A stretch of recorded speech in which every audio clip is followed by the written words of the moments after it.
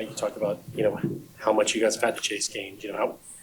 How different was it tonight playing with the lead early and then being able in the third period to kind of? Again, I think I've given the same press conference for the last couple weeks. I like the way we're playing. It's just tough. Like we just given ourselves, a ton of chances, and they just haven't been going in for us. And I think clearly a big turning point in the game was when, the challenge went our way. Who knows what happens if the game's tied? But the big thing for our team was, did we feel maybe we could have been up more than just one after two? So it was, how were we going to play in the third? And we didn't think we needed to change anything. And sometimes when you're pressing and you feel like you can score, you start to change your game. And we just didn't want to do that. And, give LA credit. They pushed there in the middle of that period. And but we defended well, and then eventually, got a big one there to kind of seal it. But you just never know when they're going to come. And but I guess the lesson is, if you can still defend your way to winning, and one was enough tonight, and we, clearly we needed that. On Monday, you talked about you guys acquired Brandon Hagel. You thought getting him in here, he can improve, he can get better, and you see what he was able to do tonight. Can you talk about his growth since the first day he walked in here to? Who's that? Hagel.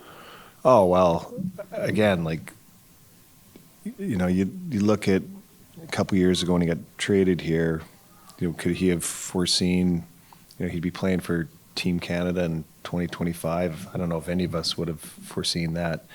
And here he is. So you watch the progression of a player in all facets, especially the offensive side of his game's really kind of come into its own, especially after when we first got him that playoff run. He really played a defensive role, but the chemistry he's formed with Cirelli is unique, and so those two work great together, and big part of another, us winning, they're a big part of it.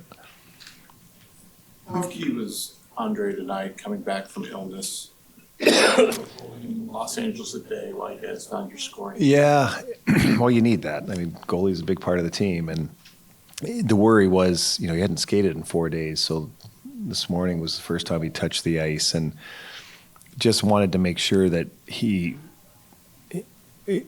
weren't stuck in our end all night, and we did a pretty good job of not doing that. So, but when you start a little excitement on the wrong, well, I shouldn't say excitement, but you're like nervous at a certain part of the game when they have a really good chance.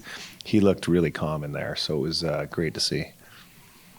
You made it clear that you were encouraged by the way the teams played the last couple of weeks, even though the results weren't there. But is it hard to convince the guys not to get frustrated when the puck's not going in? For sure.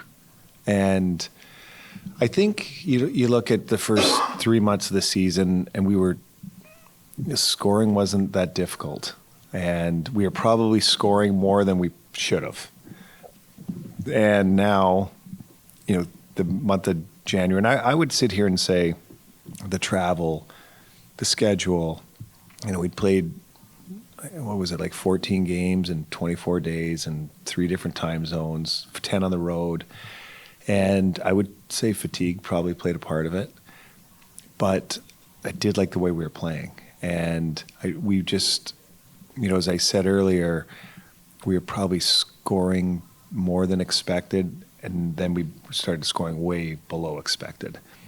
But for the most part, the defensive side of our game was still fairly solid, and at some point, this just can't keep going on. And you keep giving yourself the chances, eventually they're going to go in. And they didn't go in a ton tonight, but they went in enough. And, hopefully that'll help us, being at home here now, and maybe we can rest a bit more. With Johansson, do you think that his availability, I know he's day-to-day, but is that something that he might not be available for the next game? Or Potentially, yeah.